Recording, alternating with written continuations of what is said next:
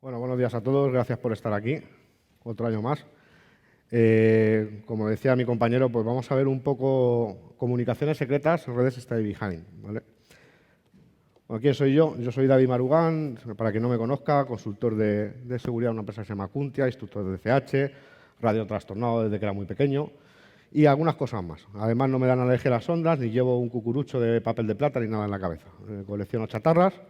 Y aunque no lo parezca en esa foto, no soy ruso, ¿vale? La gente que me lo pregunta, tengo cierto acento de Moscú, pero no soy ruso. Bueno, vamos a pasar a lo que de verdad importa, a lo que vamos a hablar en esta charla. En esta charla vamos a hablar de las redes stay behind y sobre todo de sus comunicaciones. Primero, hay que definir qué es una red stay behind. Una red stay behind es una red operativa creada detrás de las líneas enemigas, que actuaría en caso de invasión por parte de una potencia extranjera. Es como la resistencia tradicional de la Segunda Guerra Mundial, por ejemplo, la resistencia francesa, pero es clandestina, o sea, es más clandestina todavía, más secreta, por llamarlo de alguna forma, porque es una red durmiente. Surgieron durante la Guerra Fría y durante la Segunda Guerra Mundial, pero se han mantenido hasta los años 90 como mínimo, ¿vale? De hecho, veremos más adelante de la charla que hubo problemas bastante graves a nivel político cuando se descubrió que había redes stay behind que se estaba demostrando que tenían conexión no solo con los servicios de inteligencia de cada uno de los países de la OTAN que participaban en este proyecto, sino también con grupos de ultraderecha, terroristas, etcétera. Entonces, esto tiene una parte, digamos, de conspiranoia. Yo no soy muy conspiranoico, pero lo cierto es que está demostrado que estas redes existieron y nadie nos puede decir que hoy no sigan existiendo. Nosotros vamos a tratar en esta charla, sobre todo, de ubicar sus comunicaciones, de cómo funcionaban las comunicaciones. Y para ello hemos traído un equipo real de Stay Behind.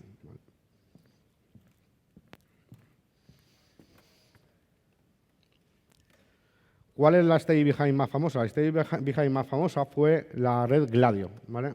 A todo el mundo le suena Gladio, más que una red Stay Behind, porque digamos que el paradigma de las redes Stay Behind es la red Gladio. La red Gladio es solo la red Stay Behind que se formó en Italia, ¿vale? ¿Por qué? Pues parece ser que hubo unos años que se llamaban los años de plomo en Italia, donde el Partido Comunista Italiano pues, ascendió mucho más de lo que a algunas personas les gustaba. Entonces, estas redes durmientes que estaban, por si acaso había una invasión por parte del eje soviético, se activaron para algo un poco más oscuro, que era para intentar impedir, al parecer, el ascenso de la izquierda al gobierno. ¿Qué se hicieron? Pues parece ser que se hicieron atentados de falsa bandera, etcétera, y llegó a salpicar al primer ministro, que tuvo que reconocer en el Congreso, tuvo que reconocer que efectivamente había una red stay behind fuera de control del gobierno, al parecer con servicios secretos implicados. Se quiso relacionar a la OTAN también. Obviamente no hay pruebas definitivas de que la jerarquía, la cadena de mando venga de la OTAN, porque sería muchísimo más grave todavía. Pero bueno, ahí entra parte de conspiranoia, ¿no? Pero sí es cierto que los servicios, las fuerzas y cuerpos de seguridad del Estado italiano y los servicios secretos sí estuvieron de alguna forma implicados en todo esto. Esto causó una gran conmoción, ¿vale? En toda Europa y en todos los países que pertenecían a la OTAN, evidentemente.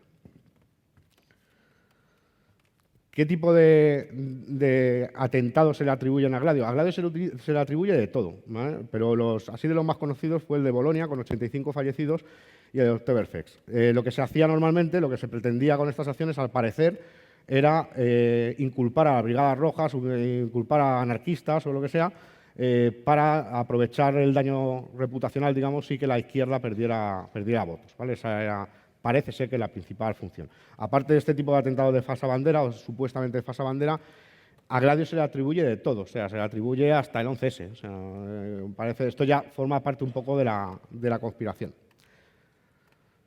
¿Y qué pasó en España? Pues en España no hay evidencias claras de que existiera una red Gladio como tal, pero se habló en un libro de un investigador argentino, se llama Daniel Ganser, que argentino no era, me he equivocado, creo que es holandés. Total, que se quería demostrar que en España había una red que se llama Quantum, que operaba desde los años 40, porque al parecer había un tal André Moyen, que era un agente stay behind belga, que decía que él había estado en Maspalomas, en Canarias, entrenándose en una base de entrenamiento en Maspalomas en los años 40, a finales de los 40, y que le llevaban un avión secreto y no sé qué. Una serie de cuestiones que no se han podido comprobar y que tampoco tendría mucho sentido. Y me explico. A muchos políticos en su época le preguntaron, de hecho hubo preguntas en el Congreso, que las podéis encontrar en Internet. A Narcís Serra se le preguntó si había conocimiento de estas redes stay behind Izquierda Unida, el representante de Izquierda Unida en aquella época les preguntó y dijeron que no, que lo investigaba, lo que se suele decir en una rueda de este tipo, ¿no? Porque ya se investigaría, que tal y que cual. La cuestión es que no parece muy claro que existiera como tal, y también por una cosa, se le preguntó a un político franquista de la época y dijo, es absurdo que exista una red Stay Behind en España llamada Quantum. Primero, porque España está lindando con África, es frontera con África, está muy lejos de la Unión Soviética, y además en la época de Franco España era una red gladio entera. Entonces no tenía sentido tener una red secreta de nada, porque era una dictadura de derechas, ¿no? Entonces, digamos que no tenía mucho sentido. Sí es cierto que se han establecido ciertos vínculos de estas redes Stay Behind españolas a través de la participación de ciertos elementos relacionados con Gladio en Italia. Por ejemplo, en la matanza de abogados de Atocha parece ser que la persona que vendió las armas era una persona relacionada con Gladio en Italia. También en los sucesos de Montejurra, la gente que es muy joven pues no tiene, a lo mejor no tiene ni idea de lo que estoy hablando, pero son unos sucesos de la transición.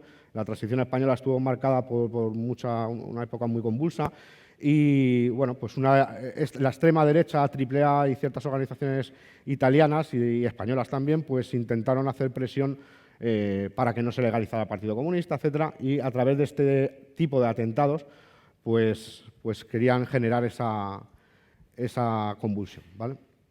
Pero ya digo que parece que no tiene mucho sentido que en España hubiera una red gladio. ¿Qué es el proyecto Harpoon? El proyecto Harpoon es este maletín que tenéis, que es una foto de este equipo. Luego pasaré una webcam para que lo veáis mejor. Y realmente esto es un maletín, es una configuración de maletín de agente, ¿vale? El proyecto Harpoon es el equipo de comunicaciones homologado, por llamarlo de alguna forma, que utilizaba las redes Stay Behind en gran parte de Europa, ¿vale? En Alemania, en Bélgica, en algunos sitios. Esto es un equipo real con un maletín, con configuración de maletín, está todo hecho como un puzzle, y este maletín se puede transportar, por ejemplo, a una ubicación secreta, a un zulo, a cualquier sitio, y tirando un dipolo, como tengo yo aquí tirado aquí en el suelo, etcétera, pues tendría la posibilidad de comunicar de forma cifrada con la estación base de los servicios secretos en cuestión de aquel país, a unos 6.000 kilómetros de distancia aproximadamente, sin intervención de ningún tipo de operador, evidentemente, porque no existía el GSM todavía ni nada de esto.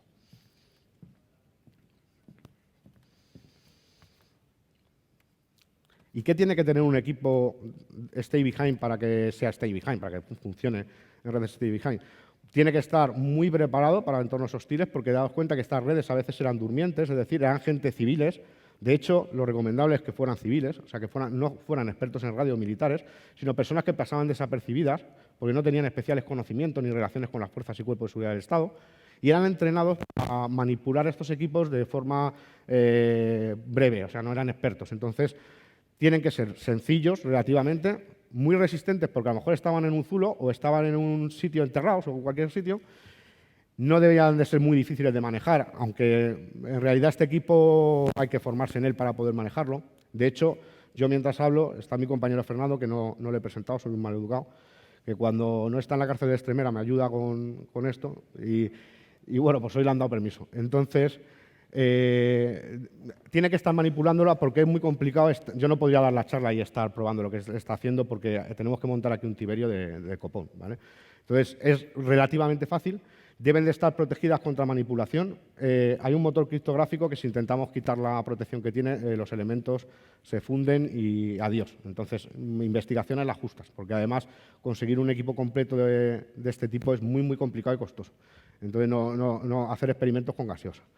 Deben de tramitar a ráfagas. De hecho, este equipo no transmite voz. O sea, no estamos hablando de que un agente se ponía, hola, estoy aquí. No, transmitía a través de un teclado criptográfico, estilo SMS, vamos a decir, y transmitía 55 caracteres cada X milisegundos, ¿vale? A ráfagas. Esto podía almacenarse en un buffer y ser transmitido, ser tecleado en un baño de un bar, por ejemplo, acercarse a la unidad, ponerle un cable y dejarlo ahí transmitiendo, programado incluso con una fecha o una hora, o bien directamente pues, con el propio equipo en la mano, ¿vale? Transmitiendo.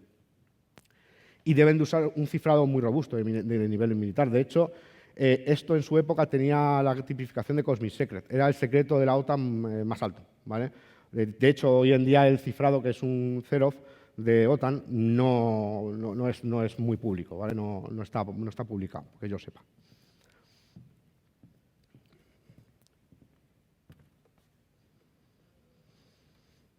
El sistema completo técnicamente se llama FS5000, así es como le llamó Telefunken AEG. Telefunken AEG hizo este equipo, es proceso, para fuerzas de operaciones especiales y para redes Stay Behind, supuestamente.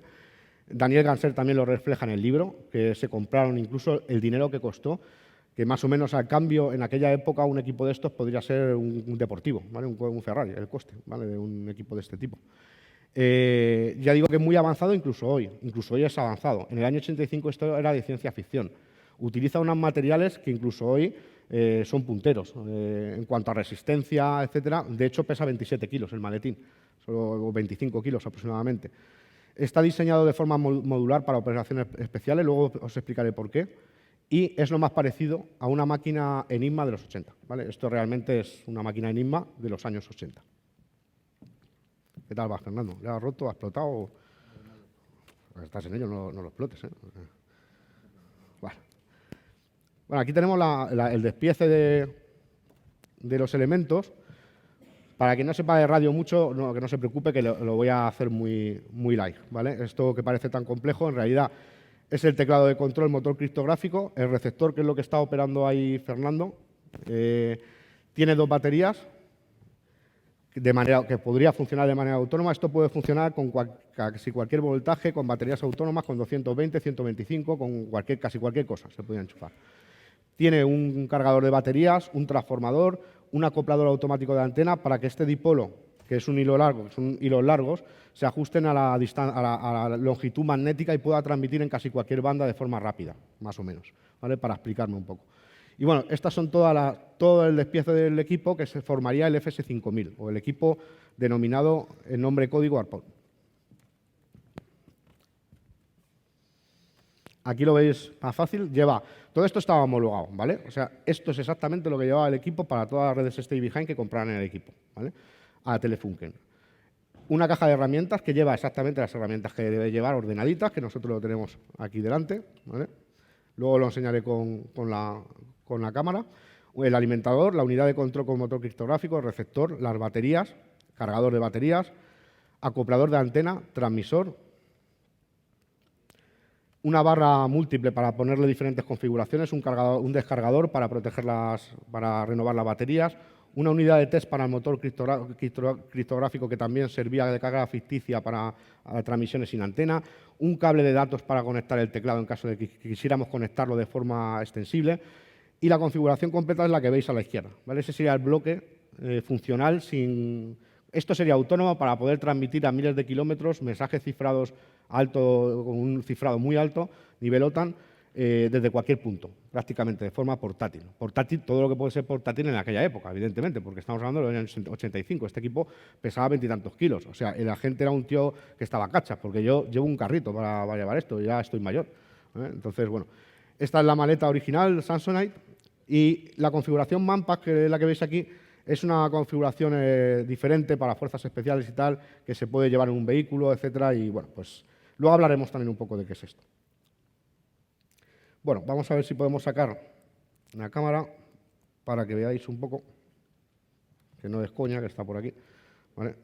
Tenéis aquí el teclado de la unidad criptográfica, las herramientitas, ¿vale? Y todos los módulos que habéis visto antes con la configuración del maletín. Aquí tenéis una curiosidad.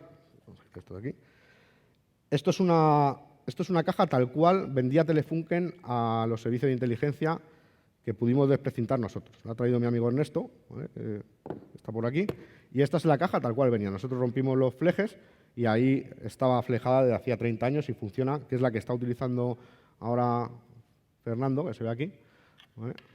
Y funciona de maravilla, está nueva, está estrenada, ¿vale? De 30 años, pero estrenada, ¿vale?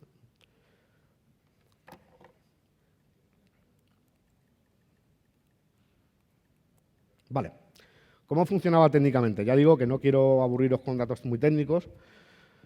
Modula en Vestigial, que es una modulación compatible con Hechotel, con una serie de cosas que no me voy a poner ahora a decir aquí para los que no saben de radio porque les voy a aburrir. Pero la idea es que es tan sofisticada, o era tan sofisticada en su época, que es capaz de, por ejemplo, evitar, cuando una antena se acopla, cuando estas antenas se acoplan, aunque sea para transmitir algo rápido en una ráfaga, se hace una especie de testing. Mientras tanto, emite algo de energía. Bueno, estaba todo tan calculado que incluso tenía un reservorio especial para que esa energía no saliera de las cajas, ¿vale? Y que alguien que estuviera intentando triangular la señal, aunque estuviera muy cerca, no lo detectara, de manera que acoplaba con 5 milivatios, o sea, una guarrería, o sea, no emitía nada, estaba a prueba de tempes, por decirlo de alguna forma. Alguien me preguntaba, siempre me decía, oye, ¿y por qué no se compra un colega tuyo una y habláis? No, o sea, primero, porque es ilegal transmitir con este equipo, ¿vale? Yo tengo el motor criptográfico y lo que es el teclado lo tengo desmontado, ¿vale? No se puede transmitir porque es ilegal. Yo tengo una licencia de radioaficionado, soy radioaficionado y no se puede emitir en cifrado, ¿vale? Salvo los cuerpos y fuerzas de seguridad del Estado, nosotros no podemos hacerlo. Y también por otra cosa, estos equipos estaban preparados para que los agentes no pudieran hablar entre sí, ¿vale? Como si fuera una red.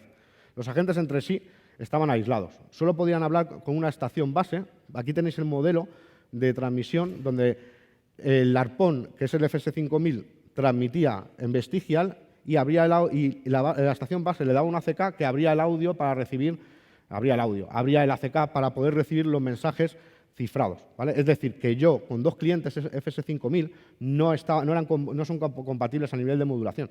Entonces no podría hablar con un compañero, estaba bien pensado, para que no hubiera filtraciones, para que entre ellos no se conocieran. Daros cuenta que esto era una red durmiente ultra secreta. De hecho, en algunos reportajes que luego con los años han salido miembros de estas redes, decían que en ciertos países, por ejemplo, que no estaban tan relacionados con la extrema derecha o con el terrorismo y tal, que eran un poco más a nivel patriótico, pues que les daban la formación, se la daban en un búnker subterráneo de tipo de película y que ellos recibían las instrucciones a través de una pantalla en una habitación. Y cuando salían de esa habitación no podían hablar y tenían que llevar un pasamontañas, porque quizá el compañero de la habitación de al lado era el profesor de su hijo, ¿vale?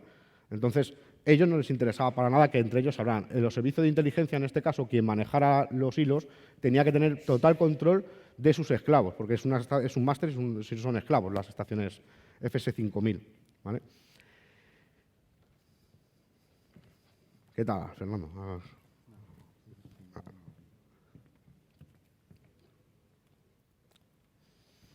Bueno, decíamos que la DSU, o sea, lo que es el teclado que tiene el motor criptográfico y también el controlador, utiliza un sistema de cifrado, un algoritmo de cifrado conocido como NATO-Zerov, que es del 80. Y bueno, esto se manejaba con una serie de claves simétricas que se introducían en el teclado. Cada agente tenía un número de agente, una asignación de claves. Obviamente, si a alguien le robaban el maletín, no pasaba nada, ¿vale? Porque primero el maletín está diseñado para borrar, resetear o zeroizarse cada X tiempo, ¿vale? Para que nadie pueda robar el maletín y ver en el teclado nada. Y segundo, porque cada agente tenía asignada una clave simétrica para que pudiera descifrar los mensajes. Aquí veis, por ejemplo, con mayor detalle, en el teclado, la protección de la unidad criptográfica, ¿vale? De manera que si intentamos quitar esa protección, sí que hay componentes que no son conocidos, de hecho. Hay otros sí, hay un procesador, un Z80, no sé qué, no sé cuánto, pero realmente los componentes criptográficos yo, por ejemplo, no me he dedicado a romperlo, ¿vale? Evidentemente.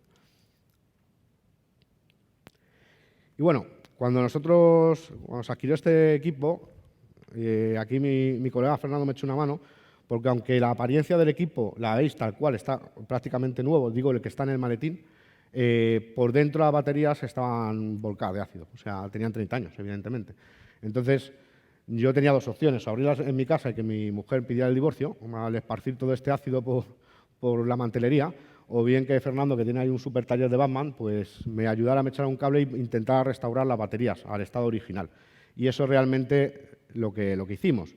Las baterías originales estaban por fuera destrozadas, como veis, o sea, por dentro, pero por fuera la apariencia es tan estanca que no había ni una mota de polvo por fuera, ¿vale? Se veían nuevas perfectamente, pero ya veis en el estado en el que se encontraba también, como es obvio, unas baterías Nikas 30 años ahí, pues vale, se restauran completamente, se les meten otro tipo de celdas más modernas, a Fernando consiguió restaurar las baterías conservando los circuitos de carga original, son circuitos con protección, etcétera, o sea, esto no es enchufar y ya está, o sea que tiene un poco más de enjundia y se dejaron las baterías exactamente como estaban, bueno, mejor que estaban, porque ahora utiliza NIM.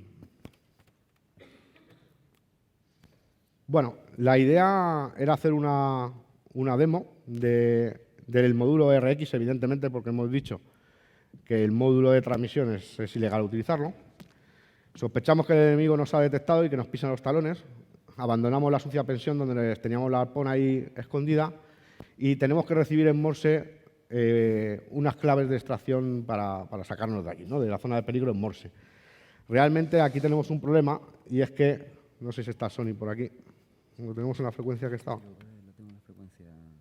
¿Me has cambiado? No sé en cuál está. Sí, bueno, esta misma la leo, yo creo. Sí. Fijaros. Vamos, que nos van a matar, ¿vale? ¿Por qué? Pues porque no vamos a recibir nada. Esto es un inhibidor que debe estar por aquí cerca y me imagino de quién es, ¿vale? Este ruido que habéis escuchado poluciona todo el ancho de banda y no se va a escuchar nada. Pero bueno, aún así os pondremos, por ejemplo, el ruido de estática para que veáis que el módulo no es fake, o sea, que esto no es de plástico, que está bien, ¿vale? Que existe.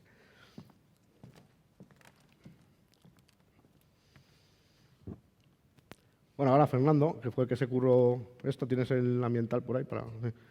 Bueno, pues explícalo tú y así me deja beber agua.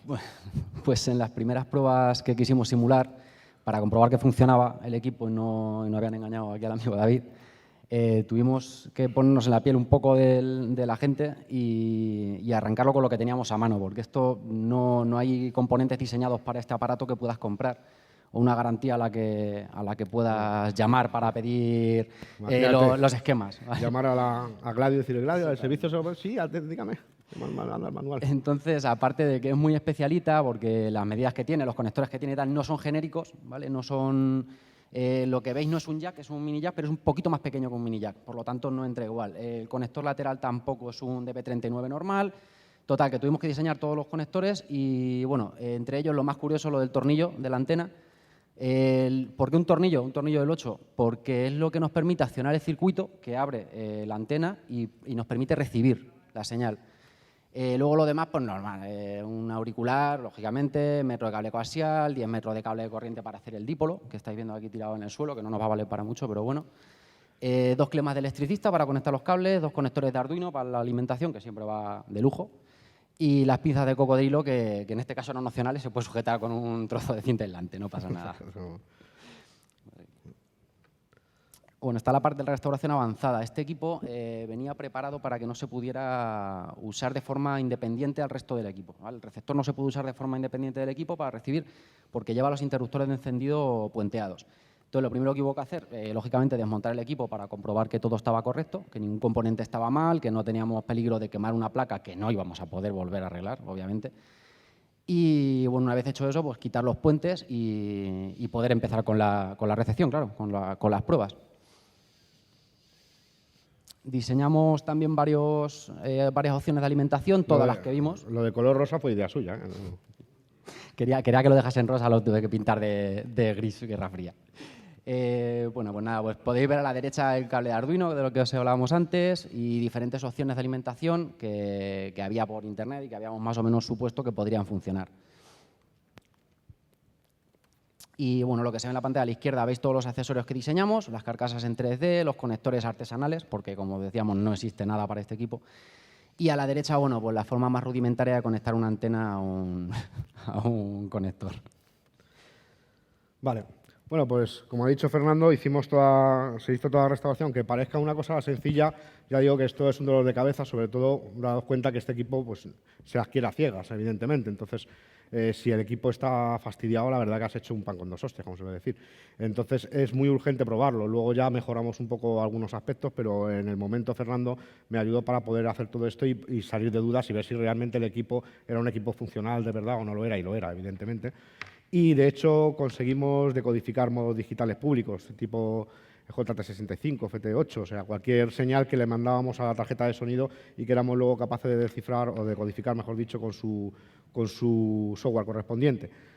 Nadie nos mandó las coordenadas, yo me alegro mucho, porque si alguien me responde algo con esta máquina, me acojono, estoy en casa metido, ¿vale? Porque no, se supone que nadie me debería de responder, ¿vale? Y, bueno, pues no hubo punto de extracción ni hubo nada de nada, ¿vale? Bueno, Fernando, ¿qué has hecho? ¿Has hecho con el inhibidor? ¿Qué has hecho? Esquivarlo como hemos podido.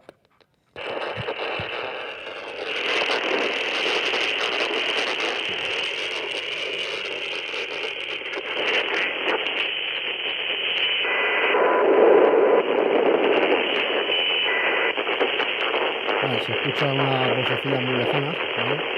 Pero el ancho de banda no es suficiente para poder sortear el ancho de banda del inhibidor y estamos jodidos, ¿vale? O sea que nos han fulminado los soviéticos, ¿no? Los rusos, como siempre, que están muy de moda. Han vuelto a cruzar otra vez los Alpes.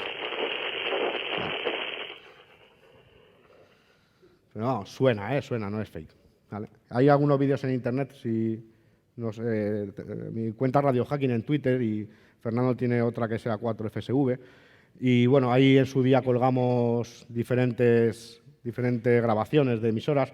De hecho, esta misma charla estuvo en Mundo Hacker Day, estuvimos recibiendo pues alguna radio por ahí y tal, y en HCOM, que también estuvimos recibiendo algunas transmisiones, porque bueno, daba casualidad de que no había un inhibidor. Tampoco es fácil, porque siempre los sitios donde se realiza este tipo de eventos están muy cerrados y es evidente que hay grandes dificultades para poder recibir algo así deprisa y corriendo, ¿vale? Algunas curiosidades y rumores. Se fabricaron unas 800 unidades en el mundo, aproximadamente. Yo creo que esta debe ser la única que exista en España y en las cercanías, ¿vale? Casi seguro. Costaron al cambio unos 65 millones de euros comprar estas unidades. Se dice que se intentó venderla una vez, claro, cuando se daos cuenta de una cosa, cuando esto ya estuvo operativo, la primera unidad de producción fue en el año 85 o por ahí, cayó el muro de Berlín muy pronto, cuando estaban mejorando los equipos en producción. ¿Qué ocurre? Que tenían un estocaje de 800 máquinas que costaban un pastizal y se les tenía que dar algún uso. Y se dice que Telefunken intentó vendérselas a las Fuerzas Especiales Americanas para utilizarse en la primera guerra de Irak de los 90, pero que se quejaron y dijeron que era una mierda y tal. Yo no me creo mucho eso, ¿vale? Porque es un poco absurdo también que estas unidades estuvieran en terreno de operaciones, porque esto no está diseñado para eso. No está diseñado para comunicaciones tácticas. Para eso hay equipos Manpack diseñados por Harris y otras empresas que cumplen esas premisas y todas las Fuerzas Armadas las utilizan, ¿no? Sí que es cierto que se pudo reciclar en algunos casos para embajadas, por ejemplo. Sabéis que a través de onda corta, todavía hoy, se siguen mandando mensajes cifrados a través de OneTypePath o cualquier otro sistema de cifrado propietario incluso, y que las embajadas sí que pudieron tener una segunda vida. Esto sí que es viable. Obviamente tampoco hay documentos porque estaría reservado en su momento, ¿no? Entonces, pero yo sospecho que estas máquinas no se reciclaron en el desierto de Irak, sino que se reciclaron en embajadas y en sitios muy críticos donde había que utilizarlas. Ya no tanto una red Gladio, porque ya se había jodido el festival, porque desde que Giulio Andreotti tuvo que decir eso todos los países se volvieron locos a destruir toda la información de toda la red de Gladio. Por ejemplo, en Suiza había una red Gladio que se llama P26 y hace unos meses salió publicado, creo que en febrero, un periódico de allí de Suiza publicó que se habían destruido, parece que se habían destruido todos los documentos de P26 y es difícil encontrar información fiable de lo que pasó realmente con esto. Hoy es caro y complicado conseguir un equipo completo, ¿vale? Por parte sí es más asequible, completo y con su teclado y todo es difícil encontrarlo y pagarlo también, es complicadillo porque no es un equipo barato. El equipo puede ser utilizado como un equipo de radioaficionado. De hecho, hay un señor que era un militar retirado que vive en Australia que lo utiliza. Él hizo un teclado de entrenamiento, le llamó, y diseñó su propio teclado. De hecho, en Internet está la info para que si alguien es muy manitas y quiere probar, intente hacerse su teclado, que no lleva el módulo criptográfico, porque la parte más cara quizá de este equipo o difícil de encontrar es el propio teclado, ¿vale? Solo suelto es difícil de encontrar, entonces para superar ese gap lo que hizo, porque había gente que tenía este equipo en el mundo y se reunieron un grupo y dijeron, ¿qué hacemos con esto? Vamos a hacer un teclado propio y lo utilizamos con ciertas modificaciones complejas. Se puede utilizar y este señor lo utiliza como equipo de radioaficionado. Pero vamos, volvemos a lo mismo, es como tener un Ferrari para ir a coger melones. O sea, para eso te compras un equipo comercial por 600 o 1.000 euros o lo que sea y ya está. Y no tienes que andar con estas historias, ¿no? Pero bueno, somos frikis, ¿no? Por algo lo somos. Obviamente sin cifrado, ¿vale? Un radioaficionado tiene totalmente prohibido comunicarse de forma cifrada. Se decía que el KGB o los servicios de inteligencia relacionados con el bloque soviético tenían un listado de personas que tendrían que ser eliminadas por tener conocimientos en radio. Menos mal que Fernando y yo no estamos por ahí en aquel momento, ¿no? Alguien que tuviera algún conocimiento específico de radio era un tío muy peligroso y los criptoanalistas más todavía. Entonces se decía que había un listado que circuló por ahí y que nadie ha visto realmente, en el que había ciertos objetivos. De ahí que este equipo se intentara hacer facilón para no tener que reclutar a gente que tuviera conexión directa con las Fuerzas Armadas y evitar la contaminación con las Fuerzas Armadas o las fuerzas oficiales, ¿vale? De manera que podría ser un veterinario, un profesor o cualquier persona de cualquier oficio que había recibido esta formación, bien por su ideal patriótico o bien por lo que sea, y que formaba parte de esta red durmiente que en caso de invasión se dedicaría a hacer esas tareas de sabotaje y resistencia. Lo que ocurre que luego esto pues parece ser que se utilizó para fines bastante más oscuros que esto, ¿no? Ya sabemos cómo funciona la política y cómo funciona en aquel entonces y ahora también. Y bueno, para ir finalizando, quiero agradecer a Paul Rubers de Cryptomuseum. Si no conocéis la web de Cryptomuseum, os lo aconsejo encarecidamente.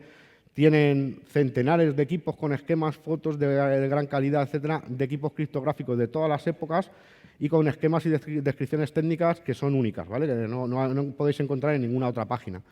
Y gran parte de las fotos y esquemas que habéis visto me lo cedió sin ningún tipo de compromiso para dar estas charlas y me ayudó un montón porque, bueno, pues al principio te encuentras un poco perdido con el equipo y él ya tenía un equipo suyo en el museo.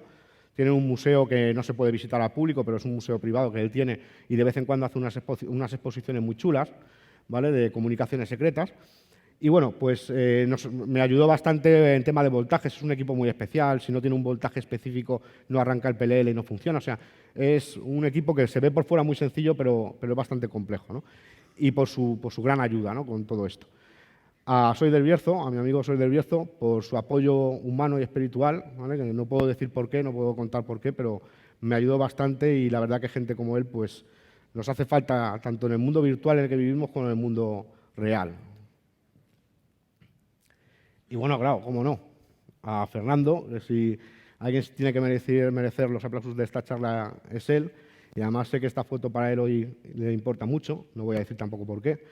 Y bueno, pues que muchas gracias por no dejarme tirar la toalla, porque esta seguramente, no técnicamente a nivel de complejidad, pero seguramente por motivos que no vienen a cuento, pues son de las charlas más difíciles que he tenido que dar en mi vida, que me ha costado más dar, y de hecho seguramente sea la última vez que dé esta charla en público, seguramente, salvo que sea alguna exposición o algo un poco más privado. Y bueno, pues darle las gracias a él y cualquier reconocimiento que haya de esta charla, pues debería ser para él. No sé si tenemos tiempo para dudas. ¿Tenemos tiempo para dudas? ¿Hay alguna duda? ¿Alguien quiere expresar su disgusto por el coñazo de la charla?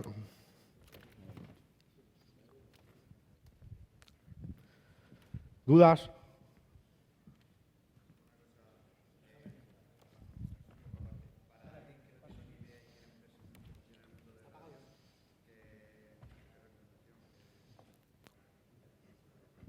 Que para los iniciados que Sí. no tenemos ni idea y que queremos un poco meternos en el mundillo de radio y tal, ¿qué recomendación para empezar?